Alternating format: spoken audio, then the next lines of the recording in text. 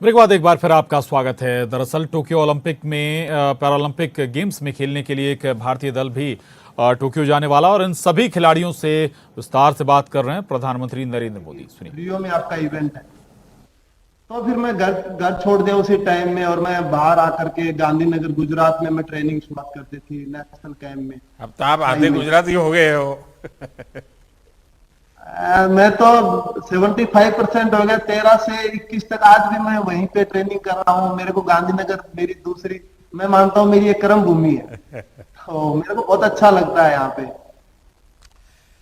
अच्छा देवेंद्र जी, आप इतने सारे गोल्ड मेडल जीत चुके हैं। देवेंद्र जी, आपको अपने कैरियर की कौन सी उपलब्धि है जो सबसे बड़ी लगती है? सर मेरे को सच बताऊं, दो उपलब्धियां बहुत बड़ी लगती। एक तो मुझे ये लगता है कि जब मैं एबल बॉडी में पहली बार खेला था और मैं डिस्ट्रिक्ट का चैंपियन बना, तो उस दिन मुझे ऐसा महसूस हुआ कि मैंने ओलंपिक का मेडल जीत लिया। कि 15-16 साल उम्र थी, अब मुझे कोई कमजोर नहीं कहेगा। मुझे अलग से फील हुआ कि अब मुझे कोई कमजोर नहीं कहेगा। और कहीं न कहीं 12 साल का इंतजार था, तो वो 12 साल का वेट, रियो पैरालंपिक्स का, वो भी वर्ल्ड रिकॉर्ड के साथ गोल्ड मेडल जीता। और जब राष्ट्रीय गान हुआ तो उस टाइम में मुझे इतनी खुशी हुई कि मैं उस खुशी का बयान भी नहीं कर सकता। चलिए, मैं देख रहा हूं मंजू जी भी आज हमारे सामने हैं और आपकी यात्रा में मंजू जी का बहुत बड़ा रोल है। और मंजू जी स्वयं भी तो एक खिलाड़ी हैं। मंजू जी नमस्कार।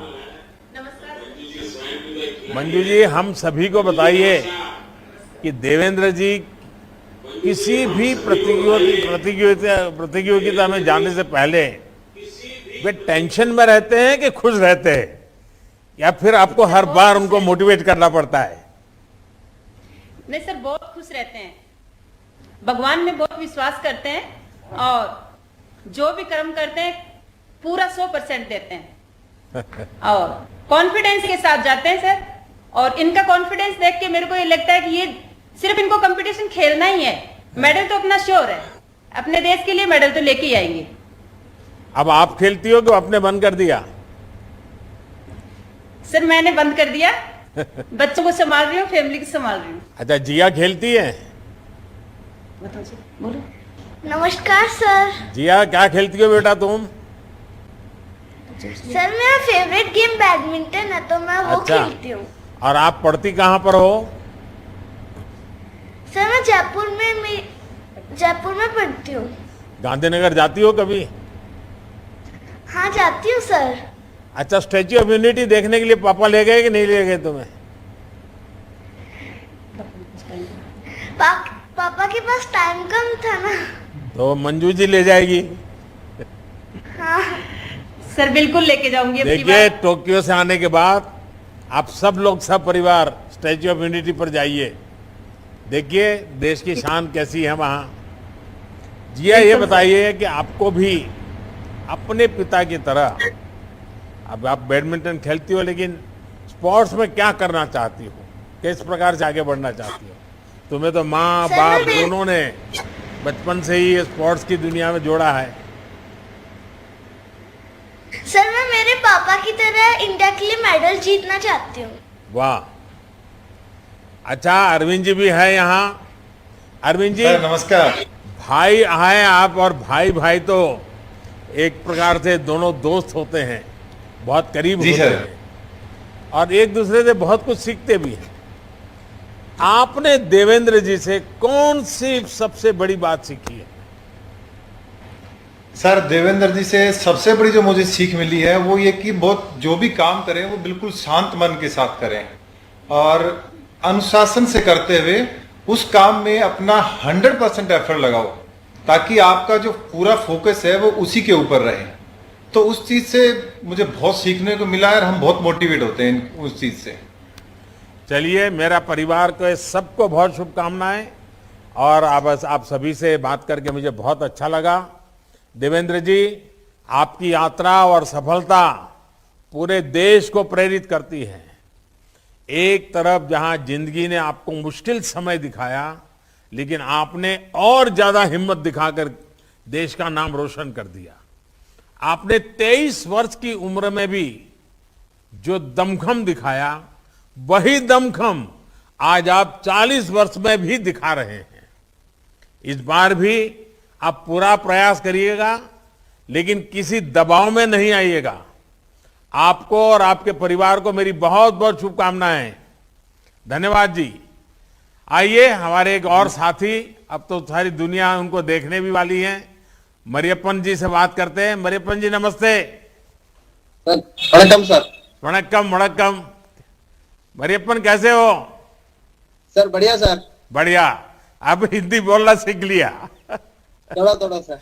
पिछली बार जब मिले थे तो नहीं बोल रहे पाते थे। अच्छा, please tell me about yourself and your journey. Sir मैं स्मॉल एज में मेरा थोड़ा एक्सीडेंट हो गया सर, 5 इयर्स में। मेरा तो स्कूल टाइम में 14 इयर्स से मैं स्पोर्ट्स स्टार्ट है, zonal and divisional and state meet participation normal person. मेरा ट्रेनिंग का टाइम में नॉर्मल पर्सन में ट्रेनिंग करता अच्छा परफॉर्मेंस आ रहा sir. And next school 12th standard में मेरा नेशनल फर्स्ट टाइम स्टार्ट में फर्स्ट 2011 में गोल्ड मेडल आ रहा नेशनल्स में। कंटिन्यू 2011, 12, 13, 14, 15 कंटिन्यू अच्छा परफॉर्मेंस मेरा आ रहा है sir. My coach Satyanarayana coach मेरा होम में कमिंग एंड थोड़ा हेल्प करता सर ज्यादा, money support and food training अच्छा supporting sir my coach Satyanarayana. Last 2016 में थोड़ा अच्छा ट्रेनिंग, हार्ड ट्रेनिंग एंड थोड़ा heavy supporting sir my coach Satyanarayana. अच्छा परफॉर्मेंस आ रहा है। 2016 में गोल्ड मेडल है सर। दिस टाइम मेरा अच्छा ट्रेनिंग कर रहा है sir. SAI sports authority of India Sai अच्छा सपोर्ट, हमारा गवर्नमेंट अच्छा सपोर्ट है sir. And Tamil Nadu government and Paralympic committee of India अच्छा सपोर्ट है दिस टाइम। एंड मेरा गोल्ड मेडल एंड रिकॉर्ड कर रहा सर।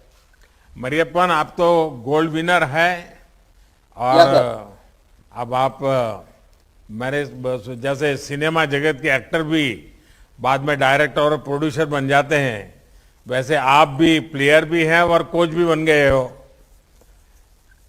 आप देश के नौजवानों को, खास करके एथलीट के संबंध में जिनकी रुचि है, इनको क्या संदेश देना चाहते हो?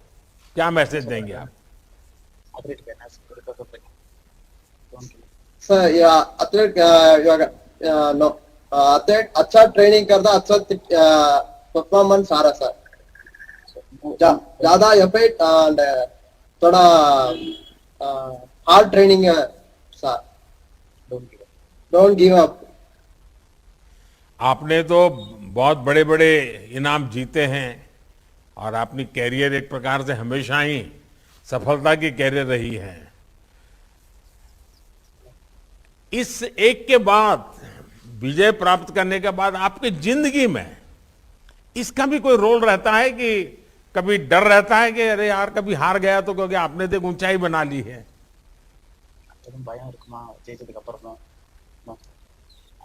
नो सर, ऑलवेज मेरा थिंकिंग ओनली कंट्री में सर। एनी टाइम कंट्री, मेरा कंट्री एनी टाइम ऊपर में सर। मेरा थिंकिंग एनी टाइम है सर। चलिए, मुझे खुशी हुई कि आज आपके साथ साथ मुझे आपके परिवारजनों से भी प्रणाम करने का मौका मिलेगा। सरोजा अम्मा जी वणक्कम। नमस्ते जी सर। वणक्कम सर। वणक्कम। हाँ वणक्कम बताइए सर, मारीपम। मुझे। ये Mariyappan has achieved today is only because of your sacrifice. आपके त्याग और बलिदान के कारण आज मरियप्पन आज टोक्यो की तरफ जा रहा है और देश की सारी आशाएं उसके तरफ है। आप याद करती हो जो इतना बड़ा एक्सीडेंट हुआ, उसने अपने पैर खोया, लेकिन फिर भी आपने उसको इस प्रकार से हिम्मत दी, तो देश के लोगों को आप क्या कहोगी? சார் நல்லதே பண்ணுவோங்க சார். கோல்டு மெடல் சார், கஷ்டப்பட்டு சார் கோல்டு மெடல் அடிச்சு சார் இந்திய அளவுக்கு போயிருவாங்க சார். இன்னும் கோல்டு மெடல் அடிக்கணும்னு சொல்லி நான் ஆண்டவனை வேண்டிக்கிட்டு இருக்கிறேங்க சார். सर इन्होंने कह रहा है सर इन्होंने कह रहा है कि इंडिया के लिए गोल्ड मेडल लेके आएगा, इनके लिए मदद करेगा सर. आप तो एक माँ के नाते हमेशा चिंता करती होगी कि बेटा ये खाओ वो खाओ, ये खाना चाहिए, तुमको बहुत खेलना है. तो आप बता सकती हो कि मरियप्पन को क्या सबसे ज्यादा अच्छा लगता है? சார் நாட்டுக்கோழி சார் சாப்பாடு கொடுப்போங்க சார். सूप கொடுப்போம் சார். देखिए मैं देख रहा हूं जब आप वर्णन कर रही हो तो मरियप्पन के मुंह में पानी छूट गया है.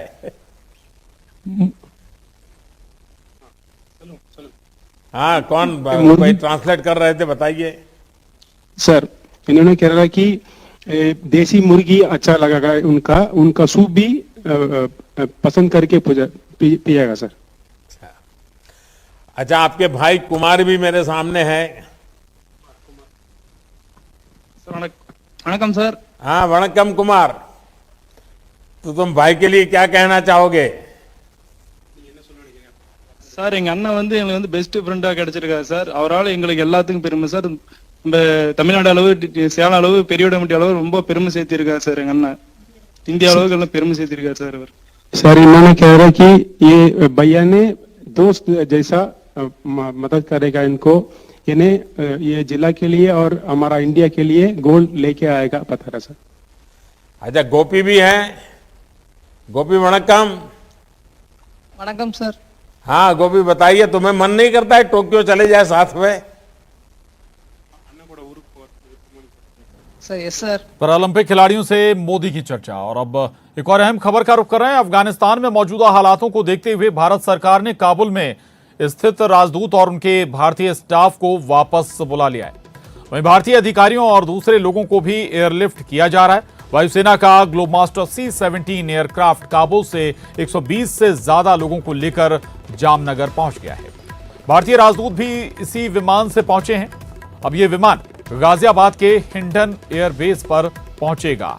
तो आपको बता दें कि काबुल से 120 से ज्यादा लोगों को C-17 aircraft, Globemaster C-17 aircraft Kabul से जामनगर पहुंचा है गुजरात के। और इसके बाद 120 लोग इस विमान में सवार होकर आए हैं। और अब इसके बाद ये विमान गाजियाबाद के हिंडन एयरबेस पर पहुंचेगा। और इस विमान में C-17 ग्लोबमास्टर में भारतीय राजदूत भी हैं। भारतीय स्टाफ को भी इसी विमान के माध्यम से काबुल से वापस भारत स्वदेश लाया गया है, रेस्क्यू किया गया है। हालांकि अभी कुछ और लोग भी हैं जो अफगानिस्तान में, खासतौर से काबुल में फंसे हुए हैं। उन्हें भी जल्द से जल्द रेस्क्यू करने की कोशिशें जारी हैं। लगातार प्रयास हो रहे हैं। विदेश मंत्रालय और जो अलग अलग मंत्रालय हैं देश के, वो कोशिश कर रहे हैं कि जो भी व्यक्ति काबुल में, अफगानिस्तान में फंसा है, उसे जल्द से जल्द स्वदेश लौटाकर लाया जाए, रेस्क्यू किया जाए। और ये C-17 ग्लोब मास्टर, तस्वीरें आप देख पा रहे हैं, 120 लोगों को लेकर, काबुल से लेकर जामनगर पहुंचा है, जामनगर एयरबेस पर उतरा है। और इसके बाद अब ये C-17 globe master Hindon airbase पर पहुंचेगा। आपको ये बता दें कि भारतीय वायुसेना का ये सबसे बड़ा मालवाहक विमान, और इस विमान के माध्यम से कई रेस्क्यू ऑपरेशन, बड़े बड़े रेस्क्यू ऑपरेशन भारत ने किए हैं। और इस बार भी रेस्क्यू ऑपरेशन में C-17 ग्लोब मास्टर महत्वपूर्ण साबित होता हुआ 120 लोगों को काबुल से यह बेहद खास विमान जामनगर पहुंचा है गुजरात के। और इसी विमान में भारत सरकार ने काबुल में स्थित राजदूत और उनके भारतीय स्टाफ को वापस बुला लिया है। तो काबुल में स्थित राजदूत भी लौट आए हैं, उनके साथ ही एक बड़ा स्टाफ भी भारत लौटा है। लेकिन यह भी रेस्क्यू ऑपरेशन आगे भी जारी रहेगा, क्योंकि जो काबुल एयरपोर्ट है, काबुल एयरवेज है, वो अभी अमेरिकी सेना के कब्जे में है। और नेशनल एडिटर शैलेंद्र वांगू जी हमारे साथ जुड़ गए। आपसे समझना चाहेंगे, ये एक बड़ा रेस्क्यू ऑपरेशन है और C-17 ग्लोबमास्टर 120 लोगों को लेकर जामनगर पहुंचा है। इसके अलावा अभी भी लोग वहां पर होंगे जो भारत से जुड़े हैं या फिर भारतीय हैं, जिन्हें अभी भी रेस्क्यू करने की दरकार होगी। बिल्कुल, ये पहली नहीं बल्कि दूसरी फ्लाइट है। इससे पहले भी कल एक फ्लाइट इसी रूट से भारत आई थी, हालांकि सुरक्षा कारणों के चलते ज्यादा जानकारी साझा नहीं की गई थी सरकार की तरफ से। लेकिन अब जो डेवलपमेंट अफगानिस्तान में हो रही है उसके मुताबिक जो वहाँ के हालात हैं उसको देखते हुए काबुल से जो हमारे एम्बेसडर है उनको भी भारत बुला लिया गया है, और जो हमारा स्टाफ है वहाँ पर, जो इंडियन स्टाफ वहाँ पर है, उनको भी वापस बुला लिया गया है। माना जा रहा है कि वो इसी फ्लाइट से जो इस वक्त जामनगर पहुंची है, इसी फ्लाइट से वो भारत वापस लौट आए हैं। और इस फ्लाइट में वो पत्रकार भी हैं जो कवरेज के लिए यहाँ से अफगानिस्तान गए थे, वो भी सुरक्षित वापस लौट आए हैं। ये राहत की बात है, क्योंकि जिस तरह का माहौल इस वक्त हमने अफरा तफरी का माहौल जो हम कल एयरपोर्ट पर देखा था, काबुल एयरपोर्ट पर, और उसके बाद इस तरह का ऑपरेशन चलाया जाना अपने आप में एक बहुत बड़ा चैलेंज है और काबिल तारीफ है भारत सरकार के लिए। लेकिन ऑपरेशन भी खत्म नहीं हुआ है, आने वाले दिनों में और भी कदम उठाए जाएंगे, भी फ्लाइट्स का आना जाना होगा। लेकिन सबसे अहम बात यह है कि अभी तक काबुल एयरपोर्ट पर कमर्शियल फ्लाइट्स का ऑपरेशन नहीं हो रहा है, तो जब तक वो नहीं होगा ऑपरेशन में तेजी नहीं आएगी। और वो इसी बीच विदेश मंत्री एस जयशंकर ने अमेरिकी विदेश मंत्री सेक्रेटरी ब्लिंकन से भी इस बारे में बात की है और उनसे कहा है कि वहां पर कमर्शियल ऑपरेशन जल्द बहाल किए जाने पर जोर दिया जाना चाहिए। जी जी बिल्कुल। एक और महत्वपूर्ण पहलू है, क्या ऑब्जर्वेशन थोड़ा सा सही नहीं हो पाया? ये आशा लगाई जा, ये शंकाएं थी कि अभी काबुल पर काबिज होने में कुछ वक्त लगेगा, महीने भर या 1.5 महीने 2 महीने लग जाएंगे शायद तालिबान को, और लेकिन उससे बहुत पहले काबुल पर कब्जा हो गया तालिबान का। यही एक वजह रही कि अभी तक सभी लोग समय पर रेस्क्यू नहीं हो पाए। अगर ये शायद पहले अंदेशा लगा लिया जाता तो जल्द से जल्द लोगों को रेस्क्यू किया जा सकता था। हाँ, ये बिल्कुल सही सवाल पूछा आपने। इसमें जो फैक्ट्स सामने रखे जाने चाहिए वो ये हैं कि ये पहली बार नहीं है, बल्कि 4 बार भारतीय दूतावास की तरफ से एडवाइजरी जारी की गई थी। तीसरी एडवाइजरी में साफ किया गया था कि सभी भारतीय, ये करीब 10 दिन पहले एडवाइजरी है जिसमें कहा गया था कि सभी भारतीय मौजूदा अवेलेबल फ्लाइट्स के जरिए खुद ही वहां से निकल जाएं, वहां से भारत लौट आएं। और क्योंकि ऐसा हो सकता है कि हिंसा के चलते बहुत से प्रोविंशियल कैपिटल से एयर कनेक्टिविटी खत्म हो सकती है।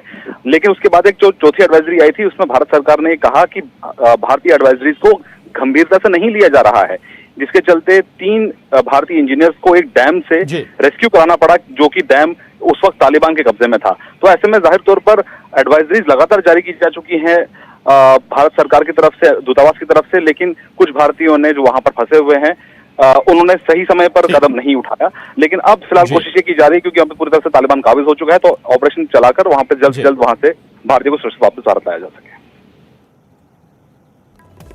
बिल्कुल, हर भारतीय को वापस स्वदेश लौटाया जाए। रेस्क्यू ऑपरेशन लगातार जारी। शुक्रिया आपका इस पूरी जानकारी के लिए, धन्यवाद। और यहां रुकना एक छोटे से ब्रेक लिए, जल्द लौटेंगे।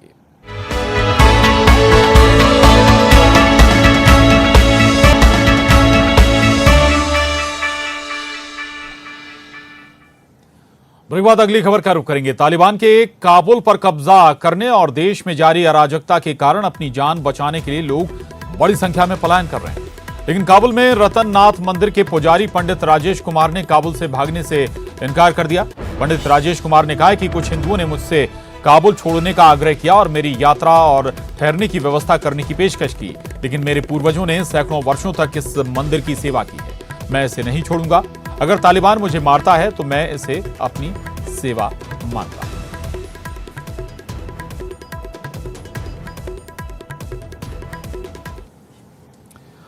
वहीं अफगानिस्तान पर तालिबान का कब्जा होने के बाद भोपाल में आकर बसे अफगानी शरणार्थी परिवारों को अब अपने परिवार की चिंता सता रही है।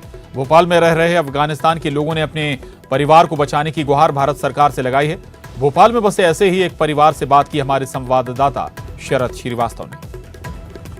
अफगानिस्तान में इस वक्त जिस तरीके के हालात हैं उसे लेकर पूरी दुनिया चिंता में है, खास तौर से वो लोग जिनके अपने इस वक्त अफगानिस्तान में फंसे हुए हैं। भोपाल में भी एक परिवार ऐसा है जिनके रिश्तेदार अफगानिस्तान में हैं और मूल रूप से वो लोग अफगानिस्तान से ही यहाँ भोपाल आए थे। हमारे साथ एडवोकेट वहीद खान जी हैं जो खुद भी इस वक्त चिंता में हैं और अपने लोगों से लगातार संपर्क में बने हुए हैं कि वो सकुशल वापस आ जाएं। वहीद जी, अभी आपकी वहाँ कोई बातचीत हुई अपने लोगों से? जिस तरीके से तालिबान का प्रकोप बढ़ रहा है, हमने देखा कि तस्वीरें बड़ी कष्ट देने वाली भयावह तस्वीरें सामने आ रही हैं। लोग प्लेन पे चढ़ के अपने घरों को वापस आना चाहते हैं। देखिए, ये बिल्कुल सही है और मेरे जो रिश्तेदार हैं, मेरे फादर 42 में आए थे, उसके बाद वो उनके पूरा खानदान हमारा वहीं पर है और ये सच्चाई है और वो लोग हमारे टच में हैं। मोबाइल से भी मैसेजेस भी आ रहे हैं, मोबाइल भी आ रहे हैं। हमारे रिश्तेदार जो हैं वहाँ गवर्नमेंट में थे और अच्छे हाई ऑफिशियल्स थे, वहाँ पुलिस ऑफिशियल्स भी थे, बहुत एजुकेटेड लोग थे, एजुकेटेड फैमिलीज थी। जो गवर्नमेंट जो आपके प्रेसिडेंट थे अभी जो रिजाइन किए हैं, उनकी गवर्नमेंट में थे वो लोग। जिस प्रकार से तालिबान के द्वारा एक यानी कॉन्स्टिट्यूशनली इलेक्टेड गवर्नमेंट को इस तरह से ओवर पावर कर उसको फेंका है, वो बहुत ही निंदनीय है। एक बात जो वो लोग बताते हैं, वो ये बताते हैं, उनकी भाषा, उनकी ही लैंग्वेज में मैं आपको बताना चाह रहा हूँ। वो ये बताते हैं कि देखिए, ये तालिबान जो हैं वो ऑर्थोडॉक्स हैं और वो कोई बहुत एजुकेटेड और बहुत ज्यादा हुनर वाले और इलेक्ट्रॉनिक और ये और एडवांस इंस्ट्रूमेंट चलाने वाले, सोफिस्टिकेटेड इंस्ट्रूमेंट चलाने वाले नहीं हैं। वो लोग तो अच्छी कोई एडवांस कार दे दें तो नहीं चला सकते। ये पाकिस्तान की तरफ से बैकिंग हो रही है उनको, और ये पाकिस्तान की तरफ का सारा करा धरा है कि उस गवर्नमेंट को हटाना था। और जिस तरह से पाकिस्तान का हम देखते हैं आतंकवाद के प्रति उसका जो एक लगाव, रुझान और बढ़ावा देना है, तमाम अपने देश में भी कर रहा है और अफगानिस्तान को भी परेशान किया हुआ है, तो ये उसकी तरफ से था। वो किसी तरह से भी इस सरकार जो यानी चुनाव के द्वारा इलेक्ट की गई गवर्नमेंट थी, उससे वो खुश नहीं थे और एक असंवैधानिक रूप से इलीगली जोर ताकत के बल पर, खून खराबा, कत्लेआम के बल पर उस सरकार को उसने हटवा दिया है। फोर्सेस भेजें, वो फोर्सेस भेजकर जो जुल्म ज्यादती हो रही है उसको रोकें, क्योंकि इंडो अफगान फ्रेंडशिप सालों सालों से है, सदियों से है, आज की नहीं है। इंडो अफगान फ्रेंडशिप और पाकिस्तान की और इंडिया भारत की दुश्मनी सर्वविदित है, दुनिया जानती है, और वो हमारा दुश्मन है, कभी हमारा भला नहीं सोचता वो। ये सब उसके द्वारा अपनी चालें, चाइना से मिलकर ये सब चालें उसकी बनाई जा रही हैं, कामयाब की जा रही हैं, हमको किसी तरह से वो करने के लिए। ये देखिए, ये राय है उन लोगों की जिनके अपने इस वक्त अफगानिस्तान में फंसे हुए हैं, तालिबान के डर से डरे हुए हैं। सब अपील ये कर रहे हैं कि उनके चाहने वाले, उनके रिश्तेदार सकुशल वापस आ जाएं, सुरक्षित जगह पर आ जाएं, और सरकार से भी उनकी यही अपील है। कैमरामैन संजय नामदेव के साथ सरस श्रीवास्तव, न्यूज 18 भोपाल। और इसके साथ ही इस बुलेटिन में बस इतना ही। खबरों का सिलसिला न्यूज 18 मध्य प्रदेश छत्तीसगढ़ पर लगातार जारी है।